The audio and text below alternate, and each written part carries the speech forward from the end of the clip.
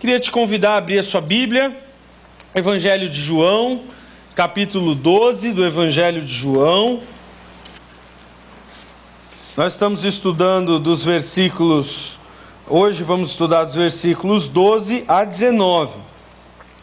Na semana passada, nós olhamos aquele texto da mulher que joga perfume em Jesus. E vimos que o Evangelho, que Jesus Cristo, tem que ser a coisa mais valiosa, mais preciosa e mais importante da nossa vida.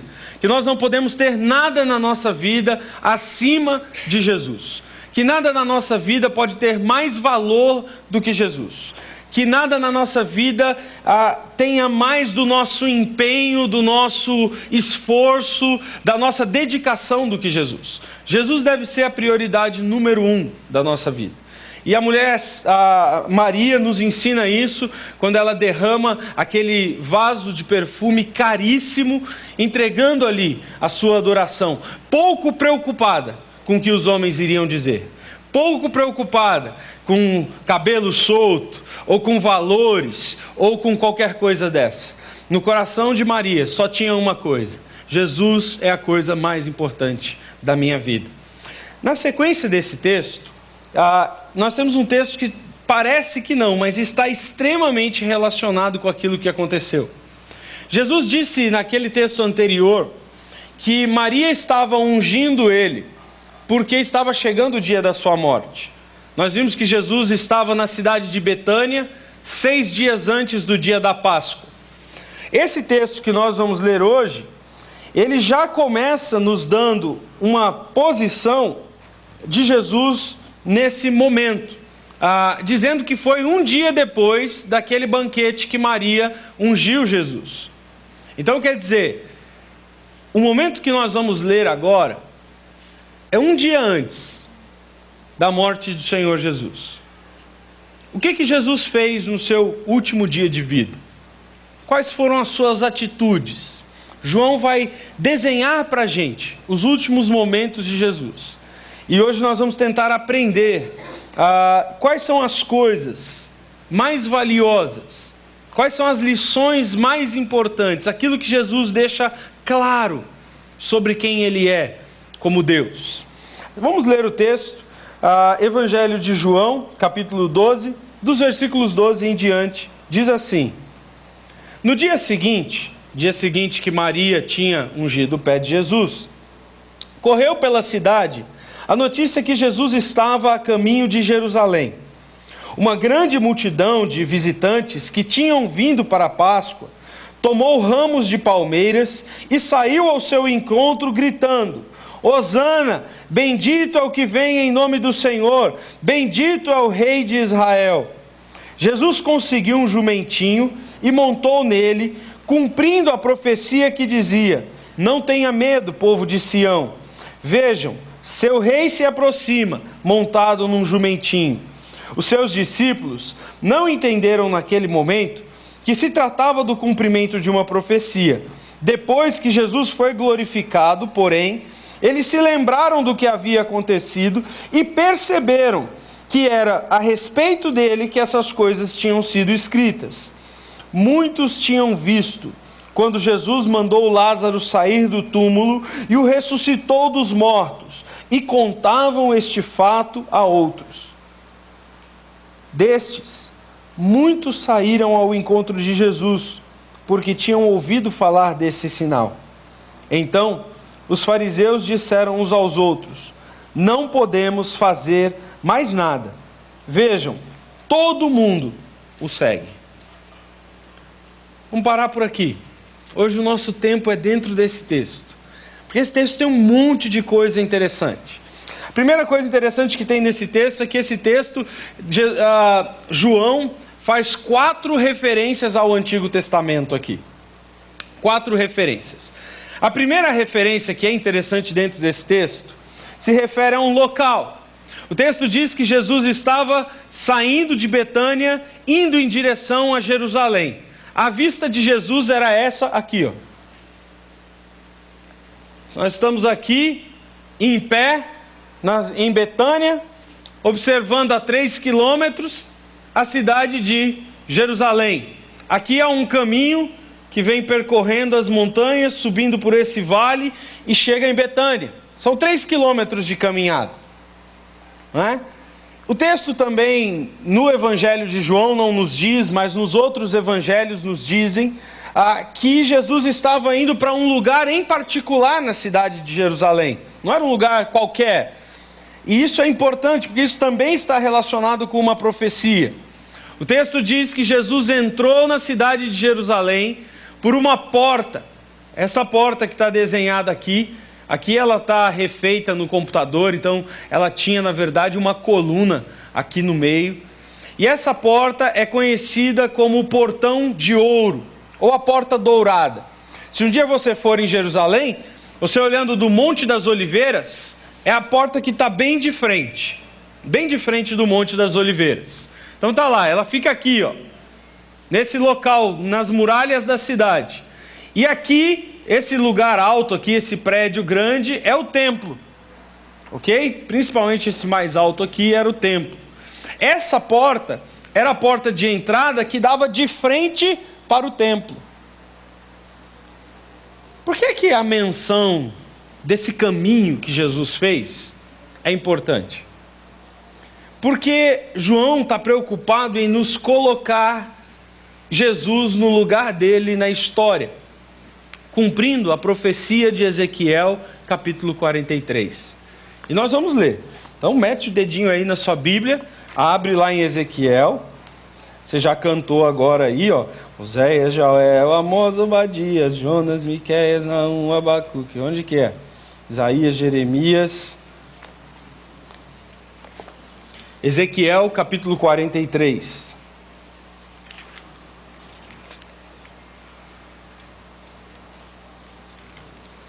Você sabe que essa musiquinha é importante, viu? Você aprendê-la. Eu, às vezes, quando eu me atrapalho, eu volto para a musiquinha. Às vezes eu tenho que dar Abacuque, caramba, onde que é isso aí? Mateus, aí vou lá, né? Oséias, Joel, Amós, Obadias, Jonas, Miqueias, não. Abacuque, já sei. Mentalmente você vai, a musiquinha te ajuda a se achar e vai aprendendo a música, você também consegue se localizar na Bíblia. Ezequiel, capítulo 43, versículo 1, diz assim: Depois disso, o homem me levou à porta leste. Qual era a porta leste? A porta dourada. Então ele está falando de uma visão. Aqui Ezequiel está descrevendo uma visão que ele teve, e um anjo está mostrando para ele as coisas que vão acontecer no futuro. Então ele diz: o anjo me levou até a porta. Lembrando que Ezequiel escreveu o seu livro por volta de 300 anos antes de Cristo. 200, 300 antes de Cristo. Então o anjo está dando para a visão para Ezequiel as coisas que iriam acontecer 300 anos depois. O texto que nós lemos de João está acontecendo 300 anos depois, mais ou menos, desse texto que nós vamos ler agora. E olha o que o texto diz: De repente, a glória do Deus de Israel surgiu, vindo do leste. Da onde Jesus estava vindo? Do leste, de Betânia. E o texto diz que a glória dele vem do leste. O texto continua dizendo: o som da sua vinda era como do rugido de águas revoltas, e toda a paisagem se iluminou com a sua glória. Por que ele está dizendo que o som é de águas revoltas? É óbvio que isso aqui tem uma menção ainda futura, que nós não vimos ainda, que ainda vai acontecer, porque ele está falando da segunda vinda de Cristo. Mas é interessante pensar que o texto está dizendo, porque o texto que a gente leu diz o seguinte, que uma grande multidão veio de Jerusalém para encontrar Jesus em Betânia, e que uma grande multidão estava saindo de Betânia junto com Jesus. Imagina esse povo todo. Você imagina que na época da Páscoa haviam reunidos em Jerusalém por volta de 2 milhões de pessoas. A cidade ficava lotada, judeus vinham de todos os lugares do mundo para celebrar a Páscoa em Israel, em Jerusalém. Estava muita gente. E essa multidão de gente vindo encontrar com Jesus. Imagina o barulho dessas pessoas andando. Quem já foi no estádio de futebol aí, não é? Já viu o barulho de pessoas chegando, aquela multidão de gente chegando e conversando, falando, cantando, né? Celebrando. Esse barulho de muitas águas. A chegada do Senhor a Jerusalém. E o texto diz: e toda a paisagem se iluminou com a sua glória. A visão era como as outras que eu havia tido, primeiro junto ao rio Quebar e depois quando ele veio destruir Jerusalém. Prostrei-me com o rosto no chão, e a glória do Senhor entrou no templo pela porta leste. Há uma profecia que o Messias, quando viria, ele não entraria na cidade por outro lugar, senão por essa porta. Que o rei de Israel, o Senhor Deus, em pessoa, entraria pela porta leste. Vira a página de Ezequiel, capítulo 44 de Ezequiel, versículos de 1 a 3. Diz mais alguma coisa para a gente aí. O texto diz: depois disso, o homem me levou de novo à porta leste, no muro externo do templo, mas ela estava fechada. O homem me levou de novo à porta leste, e ela estava fechada. Então o Senhor me disse: esta porta permanecerá fechada, e nunca mais será aberta. Ninguém jamais a abrirá, nem passará por ela, pois o Senhor, o Deus de Israel, entrou por esta porta. Portanto, permanecerá fechada para sempre.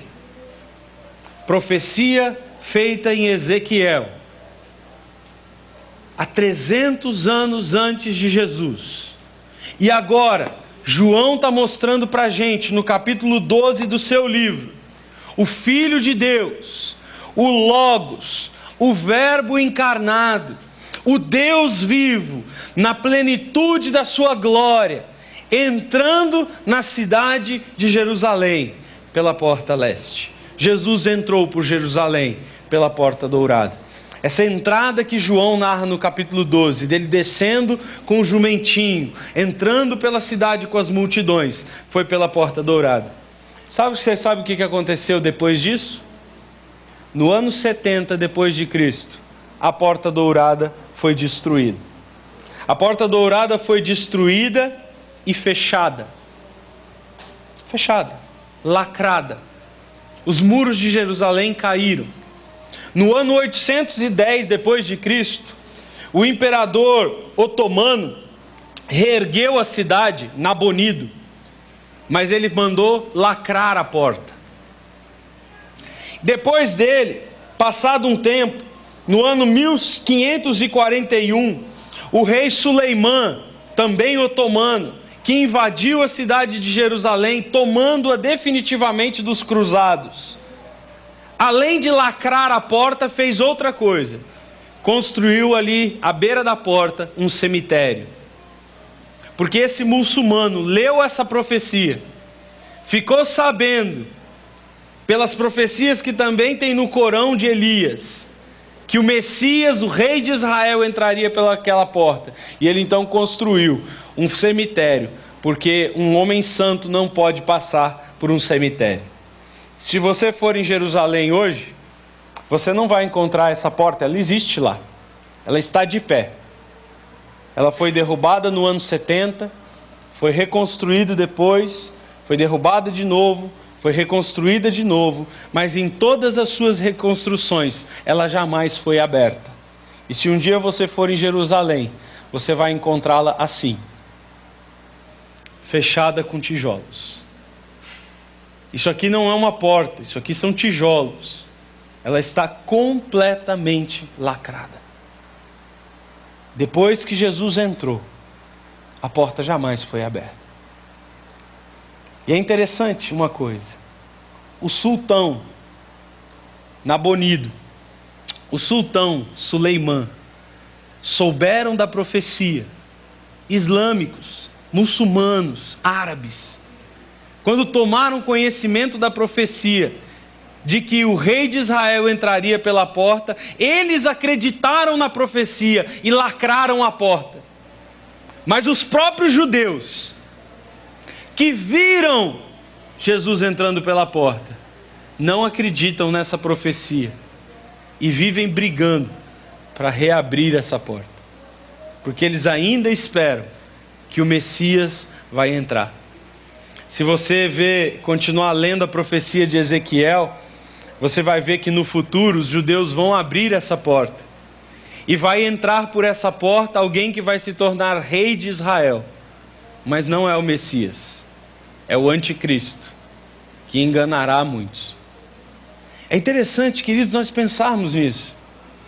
E João está dizendo para a gente, a profecia da palavra de Deus se cumpriu.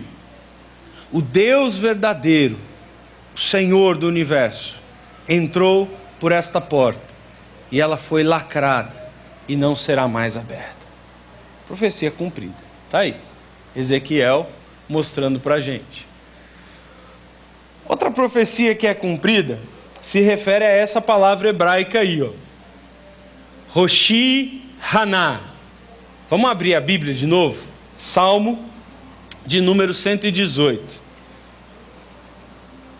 Mas antes da gente abrir a Bíblia no Salmo e ler o Salmo, um pedaço do Salmo 118, a gente vai ouvir uma música do Salmo 118, porque o Salmo 118 é uma música cantada em Israel. É uma música que se cantava na cidade de Israel nos dias da Páscoa. Então se cantava do Salmo 113 até o Salmo 118, era a música de festa. E essa era uma das músicas que se cantava na Páscoa. Vamos ouvir uma versão moderna, mas é legal a gente ouvir essa música.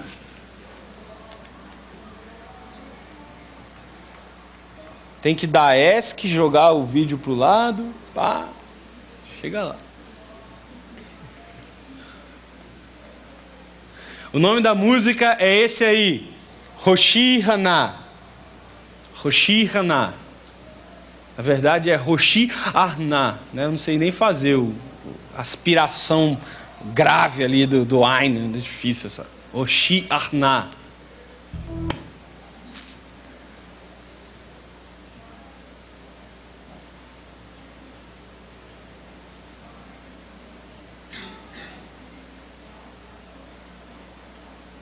Não, não é esse não.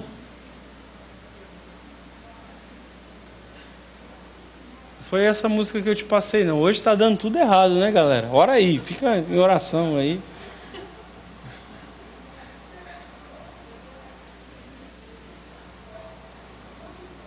Vê se sai a música lá.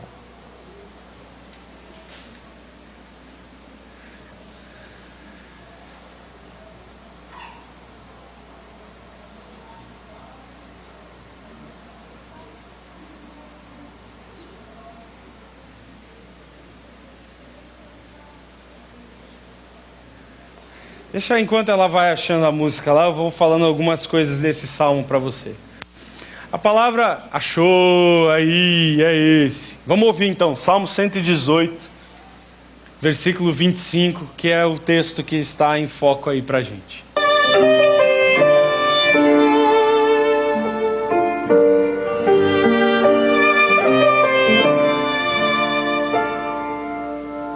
Ana Hashem, Ana Hashem, Hoshiana. Ana Hashem, Ana Hashem, Hatzlichana. Ana Hashem, Ana Hashem, Hoshiana.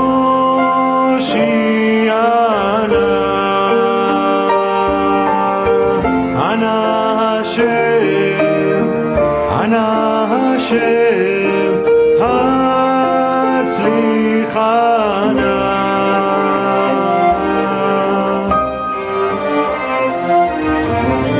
Ana Hashem, Ana Hashem, Ana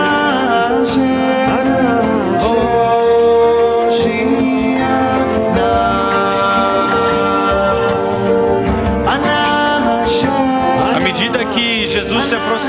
de Jerusalém. É isso que os judeus cantavam para ele. É isso que eles declaravam: Hosana, bendito é o que vem em nome do Senhor. Salva-nos, abençoa-nos, faz prosperar o nosso povo.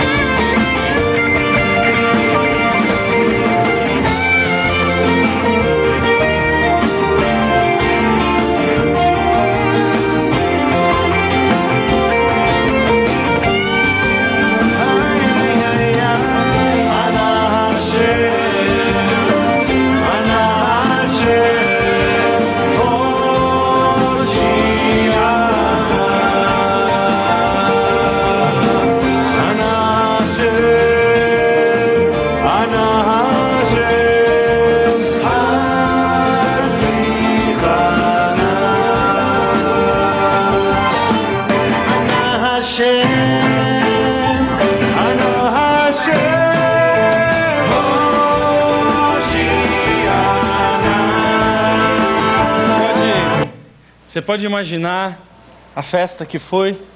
Uma multidão de 5, 10 mil pessoas, tocando tambores, batendo e gritando e cantando, e celebrando e dizendo: Ana Hashe, Roshi Haná, Roshi Haná. Eles estão repetindo aí o versículo 25 do Salmo 118, que diz assim, versículo 25: Ana Adonai Roshi Haná, Ana Adonai Atzli Haná. Isso que eles cantaram ao Senhor.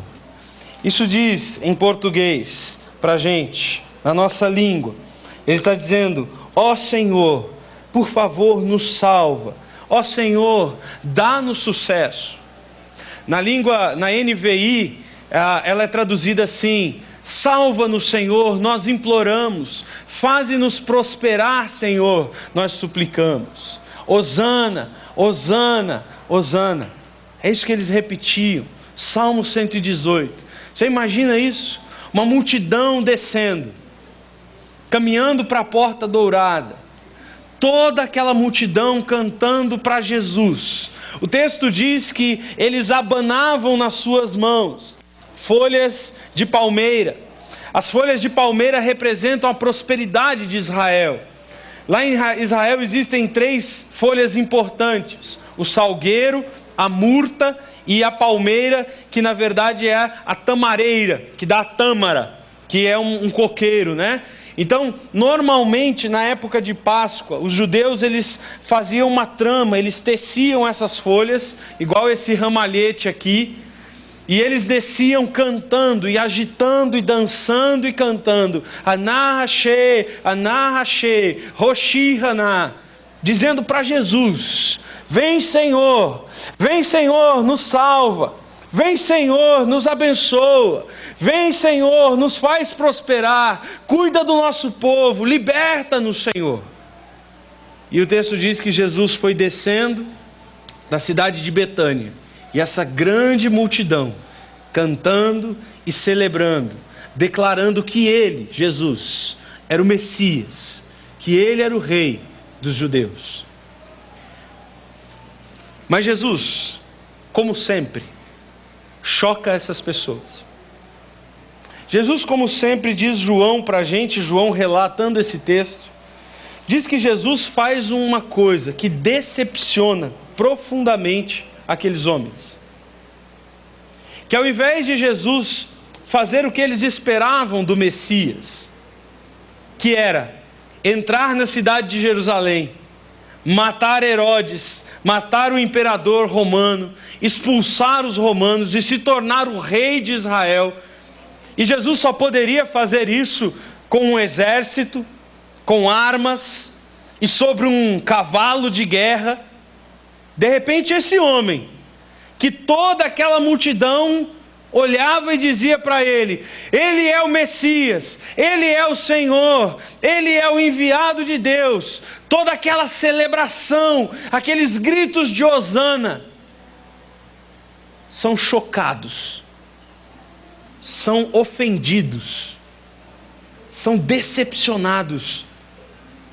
Porque ao invés de Jesus subir num cavalo e se tornar o general da vitória, o texto diz que Jesus sobe num jumento novo.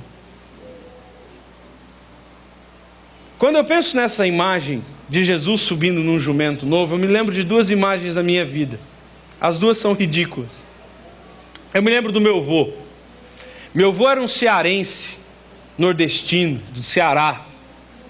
Um cara magrelão desse tamanho. Eu sou grande, mas eu olhava para o meu avô olhando para cima. Magrelão desse tamanho. E eu me lembro que meu avô tinha um jumentinho, que ele amava o jumentinho. Só que era a coisa mais ridícula do mundo ele andando naquele jumentinho, porque ele daquele tamanho, quando ele sentava no jumentinho, os pés encostavam no chão. E ele ia andando naquele jumento, né? E os pés arrastando no chão. Aquela cena ridícula. Também me lembro de um personagem da história, da literatura, que passou por uma situação semelhante, Dom Quixote. Dizem que Dom Quixote foi assim, tinha um cavalinho pequenininho, e ele um homem grandão, alto, e andava arrastando seus pés no chão. Então é o guerreiro ridículo. E é essa cena que Jesus, de repente, está a multidão, está tudo pronto. Nós temos o exército, nós temos pessoas dispostas a lutar, nós temos uma multidão agora pronta a dizer: você é o rei, você é o Messias, você é o Senhor. E de repente Jesus quebra tudo aquilo, subindo num jumento, um animal pequeno, frágil e novo. Mas isso está comprovando mais dois textos do Antigo Testamento. O primeiro deles está lá no livro de Isaías 40, e você pode abrir aí em Isaías capítulo 40. Isaías capítulo 40, versículo 9. Isaías 49 diz assim: Ó Sião, mensageiro de boas notícias, grite alto dos montes, grite mais forte, ó Jerusalém, grite sem medo, diga às filhas de Judá: seu Deus está chegando. Mas junto com esse grito, existe uma outra profecia que está lá em Zacarias capítulo 9. Zacarias capítulo 9, versículo 9. Diz assim, Zacarias capítulo 9, versículo 9. Alegrem-se, filhas de Sião, exulte, ó preciosa Jerusalém. Vejam, seu rei está chegando. Ele é justo e vitorioso, mas também é humilde e vem montado num jumento. Olha só. Ele é justo e vitorioso, mas também é humilde e vem montado num jumento. Os judeus nunca, jamais esperariam isso. O texto diz que João dá uma explicação para a gente nos versículos seguintes e diz assim: os discípulos do Senhor não conseguiram lembrar desses textos, nem aquela multidão. Eles só conseguiram identificar Jesus com esses textos depois que ele ressuscitou. Eles esperavam um general. Eles esperavam um rei vindo na sua glória, poderoso, para derrotar os romanos e devolver a Israel a sua figura de poder na história. Mas o que vem para eles é um homem montado num jumentinho. Jesus é o Messias frustrante. Jesus é o Messias inesperado. Jesus é o Messias que, ao invés de ser o guerreiro vingador, é o pacífico homem no jumento. Jesus é o Messias humilde. Uma das coisas que esse texto está nos ensinando sobre Jesus é que os propósitos de Jesus não têm nada a ver com os nossos propósitos. Aquelas pessoas gritavam e cantavam e anunciavam Jesus porque elas estavam esperando que Jesus fosse fazer a vontade delas, que Jesus fosse realizar as expectativas delas, que Jesus fosse devolver a elas o poder, a glória, a força de Israel. Mas Jesus veio mostrar para elas: eu não estou aqui para realizar os sonhos de vocês. Eu não estou aqui para fazer aquilo que vocês querem, que vocês pensam e que vocês esperam. Eu estou aqui para realizar a vontade do meu Pai. E a vontade do meu Pai, agora, não envolve poder, glória e força, mas é a cruz. Eu estou humildemente entrando pela porta dourada, como o Messias, mas não como o Messias que vai subir ao trono, mas o Messias que vai subir ao madeiro. Essa mensagem de João tem muito a nos ensinar aqui. Porque talvez, muitas vezes, nós nos aproximamos de Jesus, cantamos a glória de Jesus, reivindicamos o senhorio de Jesus, o poder de Jesus para salvar, mas segundo as nossas próprias expectativas, segundo os nossos próprios métodos. E nós queremos que o Senhor seja não o Senhor nosso, mas que Ele faça aquilo que nós queremos. E nós precisamos entender que Jesus não veio para este mundo para realizar expectativas de ninguém, a não ser do Pai. E muitas vezes as suas expectativas acerca de Deus vão ser frustradas, não porque Deus falhou, mas porque você pensou errado acerca dele. Muitas vezes a oração não vai ser respondida, não porque Deus não queira responder, mas porque você está pedindo a coisa errada. O livro de Tiago diz assim: vocês oram, oram, oram e não são respondidos. Vocês cansam de pedir e Deus não vos ouve, porque vocês pedem para satisfazer os seus próprios desejos egoístas. E Deus não está aqui para servir a você. É você que está aqui para servi-lo. Jesus tinha sido honrado por aquela mulher, mas agora Ele está mostrando quem Ele é como Messias. O Messias que entra na cidade montado num jumento. Ele é o Messias que na maioria das vezes vai frustrar as nossas expectativas, vai nos decepcionar, não porque Ele seja menos do que é, mas porque a nossa percepção dele e aquilo que nós queremos dele não é o que Ele é, nem o que Ele veio para fazer. Nós temos que ter muito cuidado, queridos, para olharmos para Jesus e não fazermos de Jesus o objeto das nossas realizações pessoais. Mas olharmos para Jesus e reconhecê-lo como aquele que veio para morrer pelos nossos pecados. É interessante que o rei humilde e humilhado é o rei da paz. Esse rei humilde e humilhado da paz entra na cidade para anunciar uma vitória que não é pela espada, para anunciar uma glória que não é sentado num trono, para anunciar um poder que não envolve soberania e autoridade, mas ele vem para mostrar uma vitória pacífica, silenciosa, violenta, mas não na violência dele contra alguém, mas de alguém contra ele. O poder desse rei não está na força do seu braço forte ou do seu cetro, mas o poder desse rei está na morte.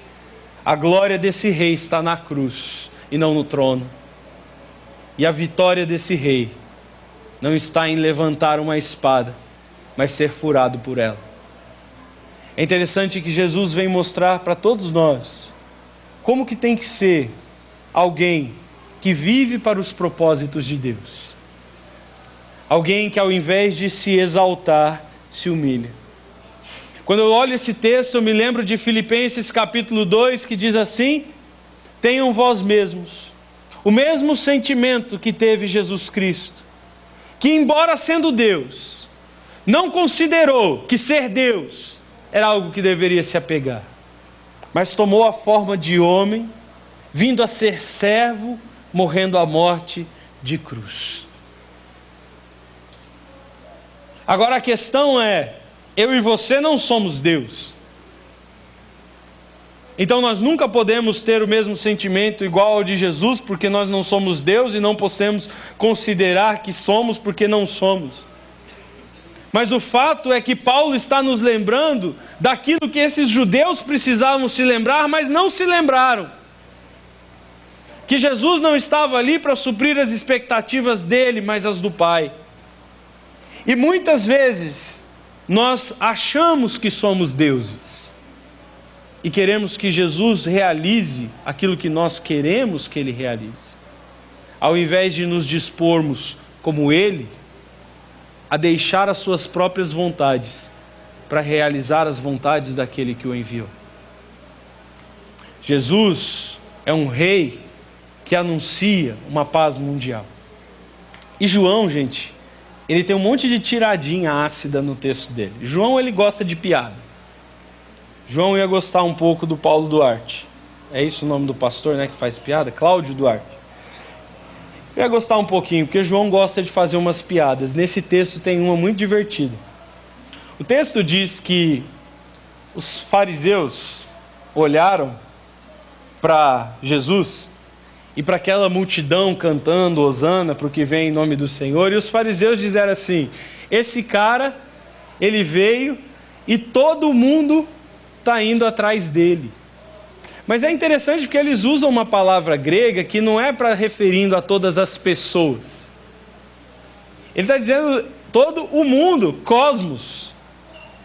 Na verdade, não cada uma das pessoas do mundo, mas eles estavam dizendo: pessoas virão de todos os lugares do mundo e o seguirão. Esses caras que queriam matá-lo, da boca deles sai a frase: esse rei humilde, que vem montado num jumento, pessoas de todos os lugares do mundo, de todo o planeta Terra, vão atrás dele.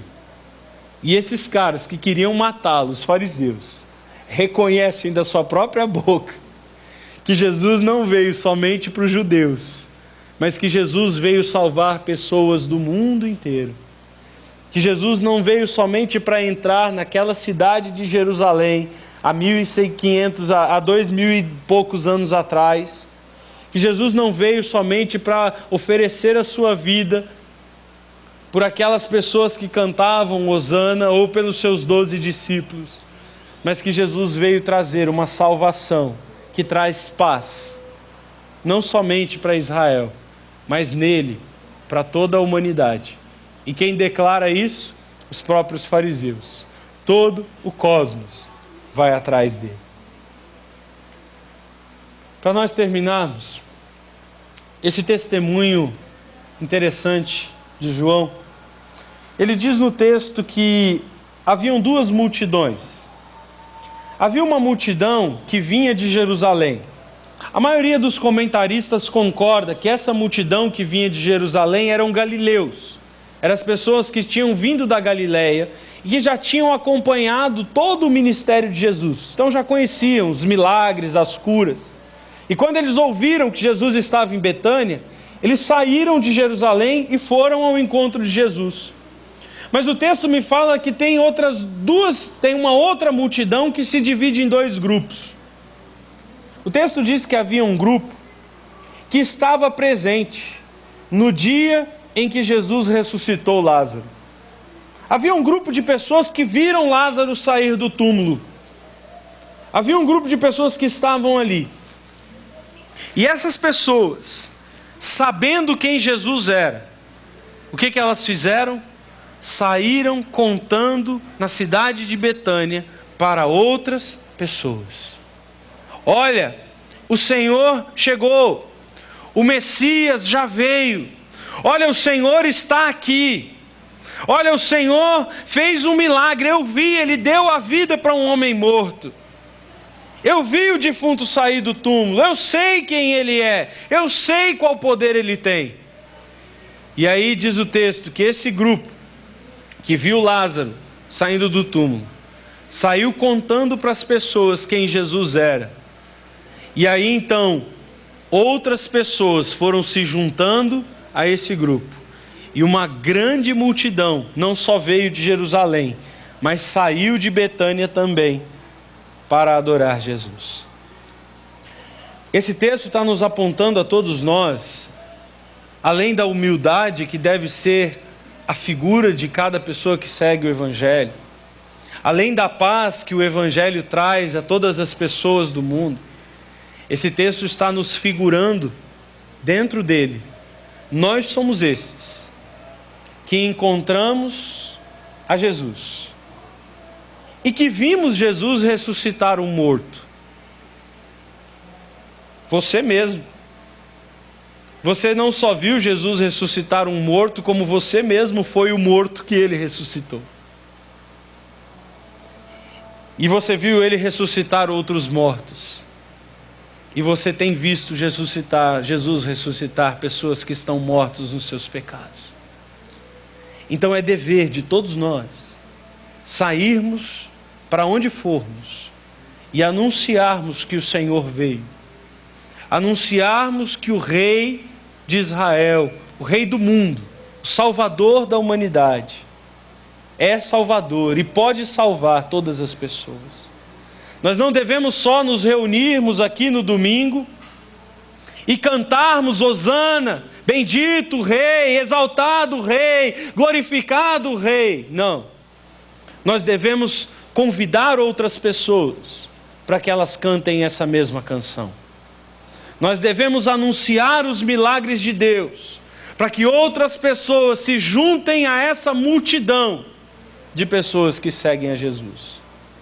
E é interessante que quando fatos verídicos acontecem, como aconteceram nessa história, não há nada que possa ser feito.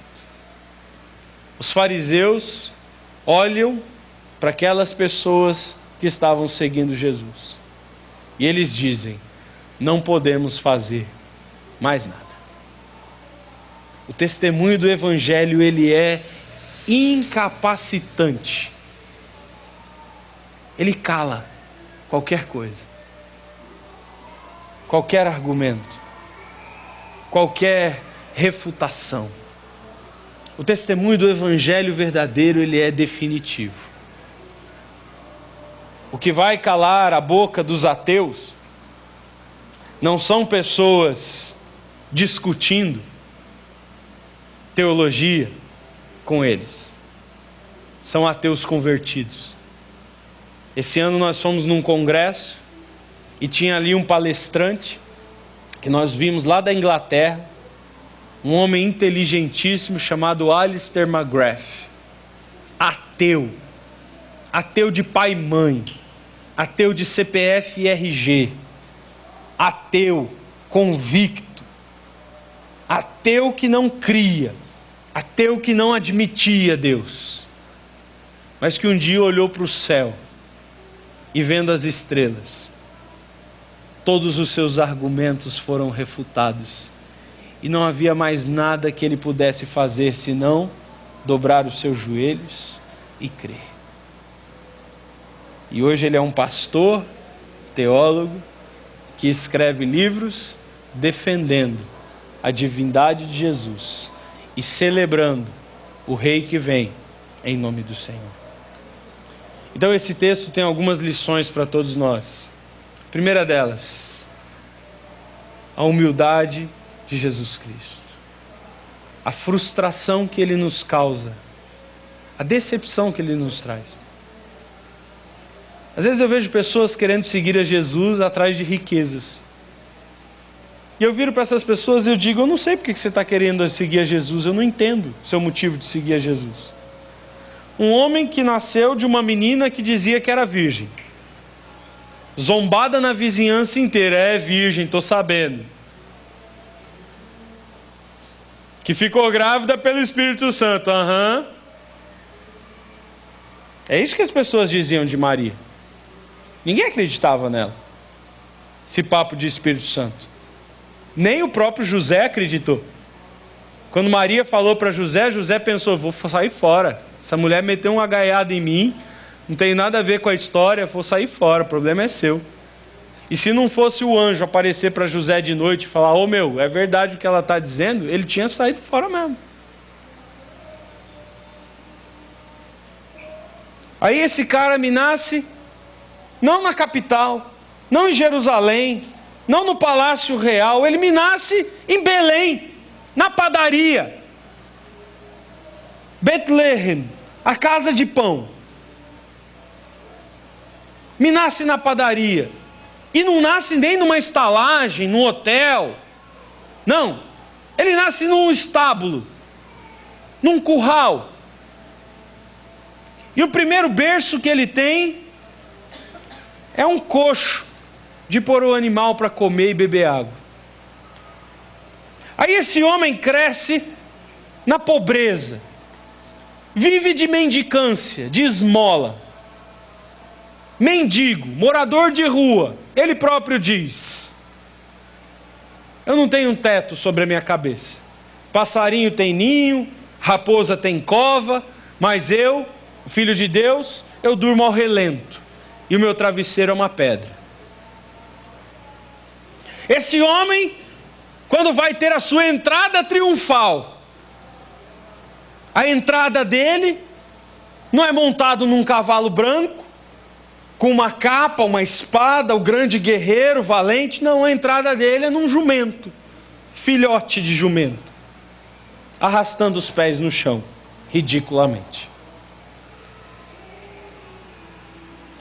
Você vai seguir esse homem para quê? Para ficar rico? Para ter dinheiro? Para ter prosperidade, saúde?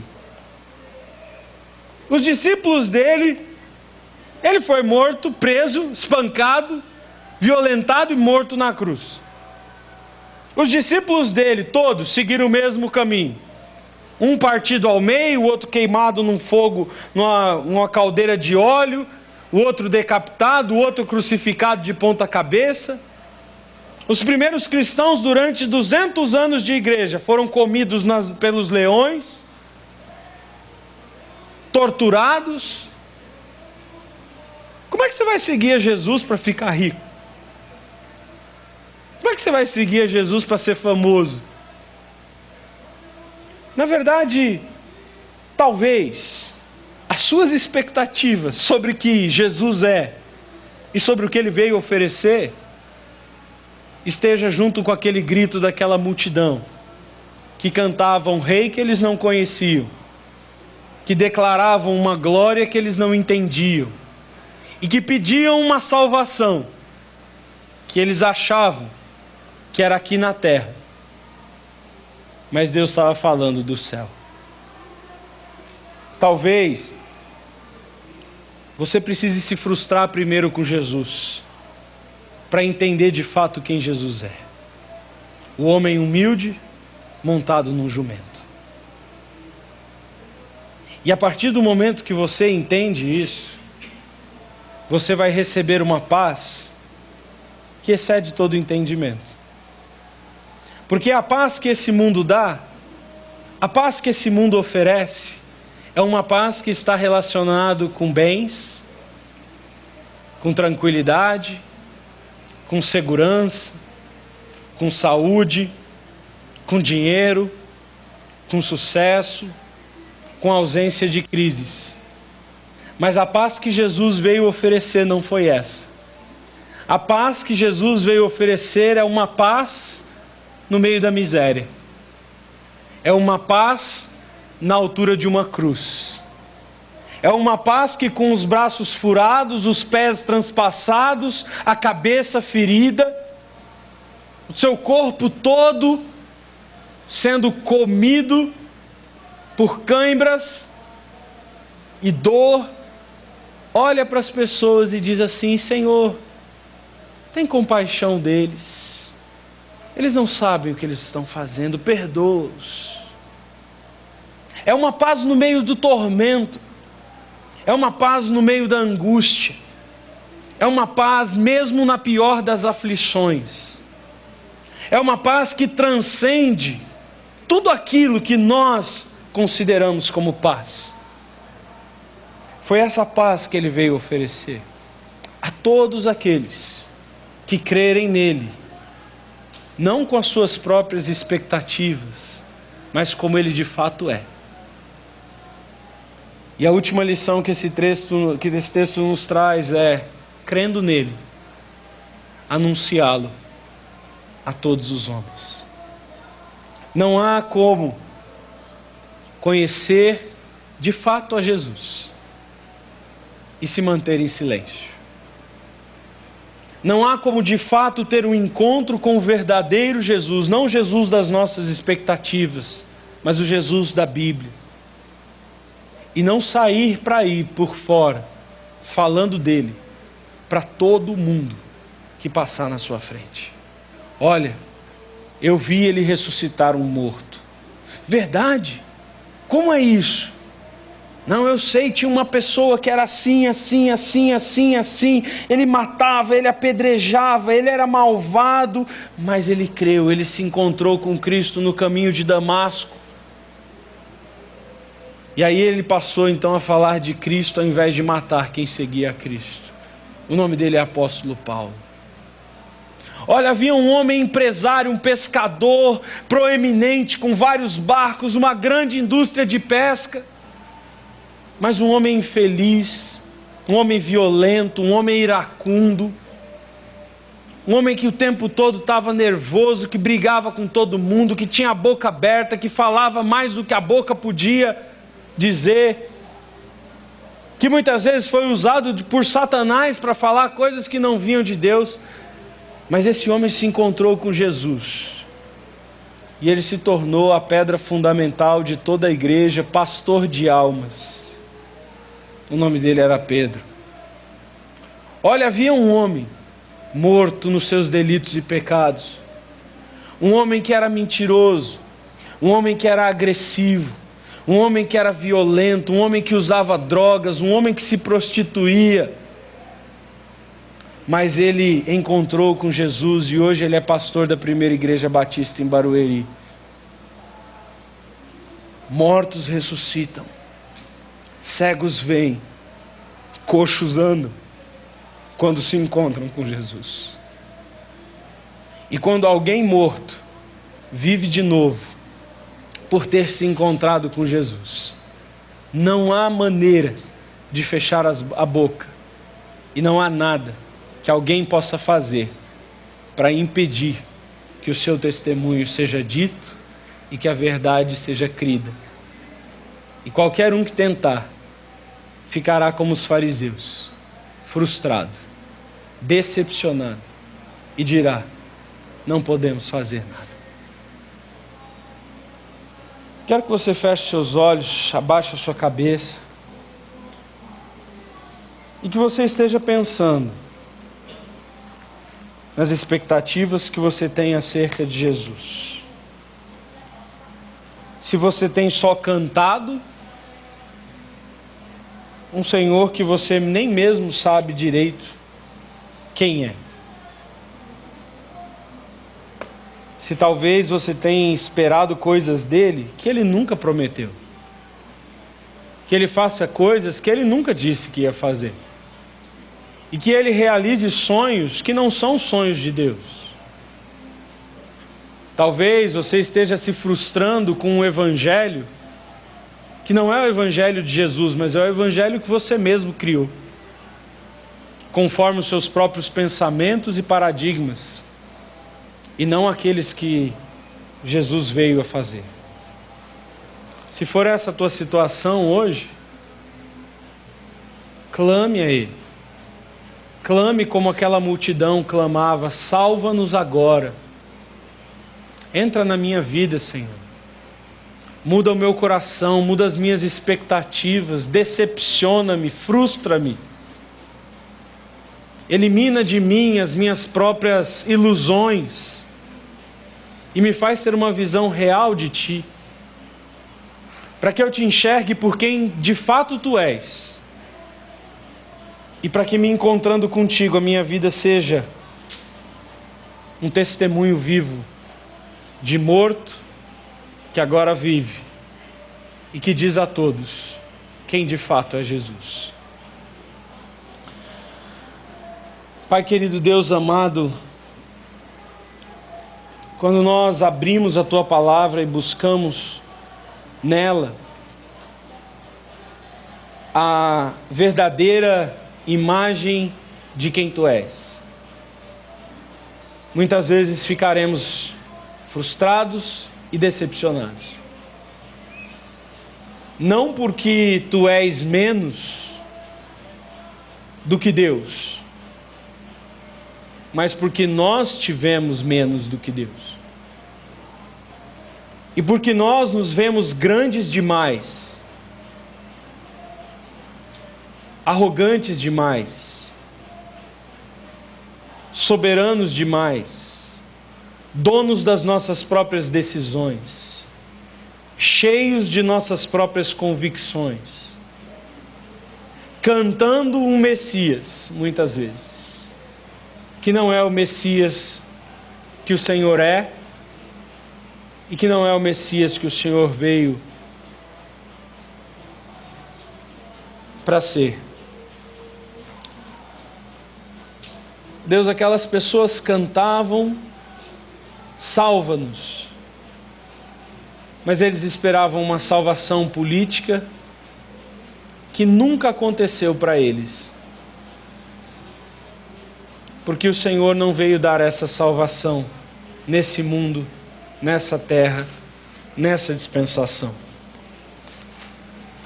O Senhor veio nos salvar dos nossos próprios pecados. O Senhor veio humildemente como um servo, morrer na cruz pelas nossas próprias culpas. Que nós possamos nos encontrar com esse Senhor humilde e quebrantados, humilhados na presença dEle. Possamos declarar a sua glória, tendo plena consciência de quem Ele é e do que Ele veio para fazer. Se existem pessoas aqui hoje, Senhor, que têm expectativas erradas acerca de Jesus, eu peço que o Senhor haja nesses corações, convencendo-os do pecado, da justiça, do juízo, da sua condição e de que Jesus veio fazer por eles, morrer para salvá-los do pecado. Se existem pessoas aqui hoje ainda vivendo na morte, ó Pai, eu quero te pedir que diante deste testemunho que nós lemos aqui, profetizado na história, concretizado em Jerusalém, que pessoas possam hoje reconhecer a Jesus Cristo como Senhor das suas vidas. Que elas possam encontrar essa paz de um homem que vem vencer pela cruz. A paz de um rei que entra sobre um jumento. Faz isso, ó Pai, nos corações. Trabalha nas vidas, ó Deus. É o que eu peço, é o que eu oro, colocando cada pessoa aqui, no nome do Senhor Jesus Cristo. Amém?